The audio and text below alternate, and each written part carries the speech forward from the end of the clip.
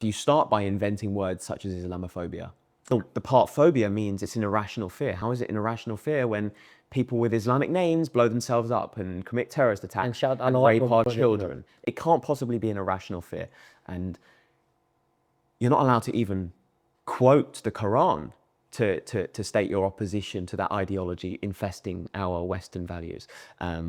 Because that's Islamophobia, despite it being perfectly rational. So when you start with these ideologies, it enters all forms of society, such as the police force, such as the government, and such as the high courts, so that when these things happen, when these horrendous things happen en masse, you have, and I think this is just a factor, not the entire story, you have individual police officers, judges, and etc., being afraid to call it how it is, to give people a proper sentence, and to pursue these cases.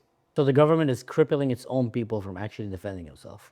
Absolutely. Aren't you afraid, speaking right now in my podcast about these things, because if you one day go back to the UK, they can come and tell you, hey, you're an Islamophobe? Yeah, I've been to back to the UK 3 times in the past 6 months, maybe 8 months. Every time I've been just holding my breath very slightly when I land. Wow, man, a young British UK citizen who feels like if he goes back to his country, he might get in trouble just because he chose to say, you know, I'm an Arab. I'm telling you, you have every reason to be an Islamophobe. And this is not a joke. People don't like to hear it, but I'm telling you, 99% of the terrorist attack happened from people that shouted Allahu Akbar just before they did it.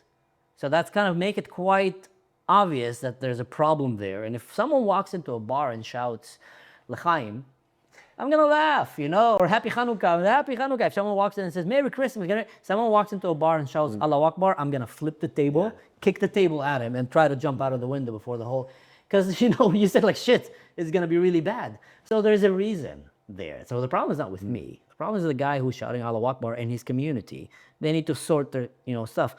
Having someone from the UK and looking at the media right now, feeling afraid to express their views is a serious problem. But here's what I'm thinking.